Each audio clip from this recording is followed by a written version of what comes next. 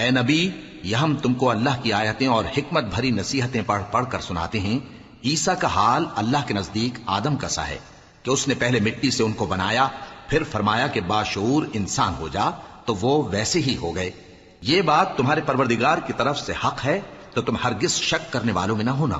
پھر اگر یہ لوگ عیسیٰ کے بارے میں تم سے جھگڑا کریں اس کے بعد کہ تم کو حقیقت معلوم ہو ہی چکی ہے، تو ان سے کہنا کہ آؤ ہم اپنے بیٹوں اور بیٹیوں کو بلائیں، تم اپنے بیٹوں اور بیٹیوں کو بلاؤ، اور ہم خود بھی آئیں اور تم خود بھی آؤ، پھر دونوں فریق اللہ سے دعا و التجا کریں، اس طرح جھوٹوں پر اللہ کی لعنت بھیجیں۔ یہ تمام بیانات صحیح ہیں، اور اللہ کے سوا کوئی معبود نہیں، اور بے شک اللہ غالب ہے، صاحب حکمت ہے۔ بس اگر یہ لوگ پھر جائیں تو اللہ مفسدوں کو خوب جانتا ہے۔ کہہ دو کہ اے اہل کتاب، جو بات ہمارے اور تمہارے دونوں کے درمیان یکساں تسلیم کی گئی ہے اس کی طرف آؤ، وہ یہ کہ اللہ کے سوا ہم کسی کی عبادت نہ کریں اور اس کے ساتھ کسی چیز کو شریک نہ بنائیں، اور ہم میں کوئی کسی کو اللہ کے سوا اپنا کارساز نہ سمجھے۔ پھر اگر یہ لوگ اس بات کو نہ مانیں تو ان سے کہہ دو کہ تم گواہ رہو کہ ہم اللہ کے فرما بردار ہیں۔